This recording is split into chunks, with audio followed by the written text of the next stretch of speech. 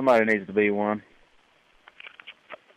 I pulled too close to the gate. Sorry, sir. Sorry, sir. This is Hoop with Hog Rush. You're looking at a boar hog on a place that I've had a lot of complaints from the landowner, and we're finally getting in there and taking care of this. He's got a lot of damage along this pond. USDA is doing some research on the place, and it's been kind of off limits for a bit, but the damage is picked up, and he wanted me to come out there and do some selective shooting. And we're going to take the Barrett 50 out this time and give it a try. I'm doing some research and development for a silencer. There you see the weapon sight footage.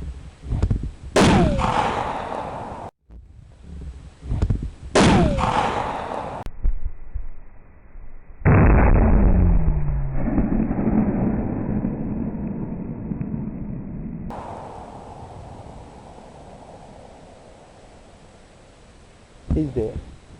This shit splattered everywhere. Did you get it on video? Yes. I know. Not good, because you didn't let me get set up.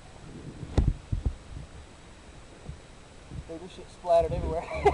I wish you'd have hold on just a second so I could get my damn shit safe.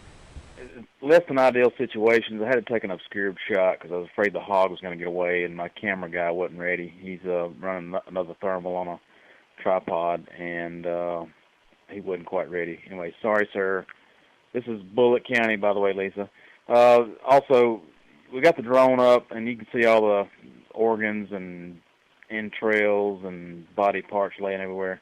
It was almost to the last rib shot. It wasn't quite a gut shot, but the pressure from the round, it opened him up on the bottom and left about a 10-inch gash, and it just emptied him. It got pretty ugly. That Barrett 50 is quite devastating. And once I had the drone up, I said, well, let's check the rest of this place and try to find another hog where I'd seen a lot more damage by this pond over here. You see the damage right there in the middle of the screen, and that road is a gravel road. It's pretty noisy when the tires run over it, so we have to go real slow. So I just thought I'd fly the drone. But that right next to that road, that vegetation is probably 4 or 5 feet tall, and you can't really see through there if something's laying in there. You see a lot of damage right there next to the road, right there on the right. And then there's a hog right there. He's in some very thick brush and just bedded down. Probably what he's doing is just coming out there, snacking, laying back down, getting back out there, going after grub worms. And over the past 2 or 3 weeks, there's been escalated damage right there. There's some fresh damage and then some older damage right there. So it's probably that one hog doing that damage. And we came in here to try to end that progression on this night. So what I'm doing now is kind of easing back on the drone so the rotor wash doesn't scare him off. He doesn't seem too, irritated by it, so he sat back down. And I'm going to land the drone and put another battery on it and then get it back up in the air. And thought it'd be pretty cool to have some footage as we shot the hog and on the stalk also. And here you see the death bus. I'm actually driving the truck and piloting the drone at the same time.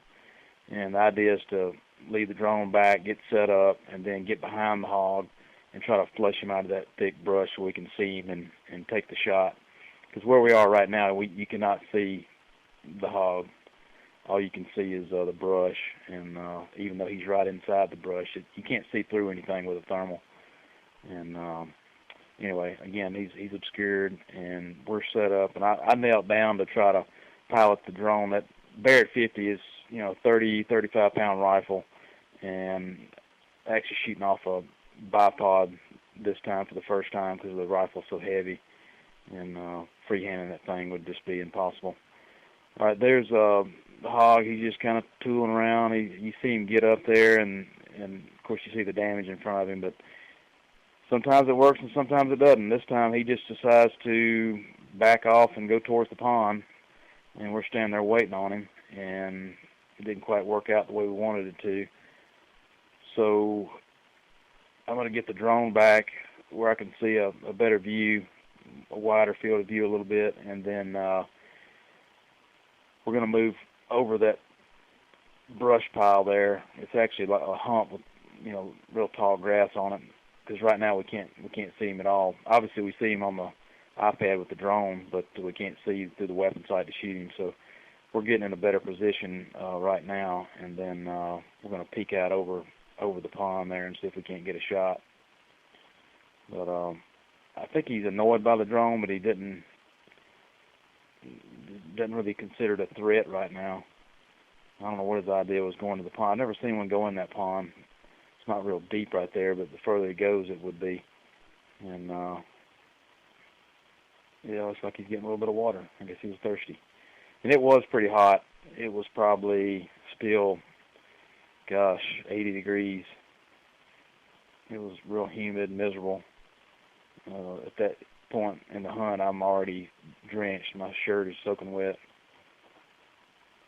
But yeah, right now I've got the drone hovering, and I've got the drone controller on a lanyard and camera strap or whatever, and then I transition to the rifle. I have to get it up on the bipod. There's the weapon sight view. This one doesn't record audio, but you see here the scope cuts off right as the shot goes off. It was a solid, went down right below his eyeball, and didn't really see an exit. We didn't examine him that much, but I don't know what that was that flew off his head, but I think it was just a big piece of meat or a bone or something. Yeah, it did come out. But we were so close. It was about a 25-yard shot, so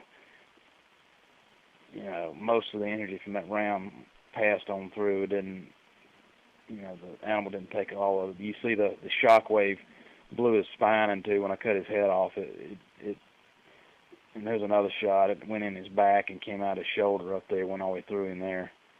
And you see the hot spot on his shoulder where the bullet came out.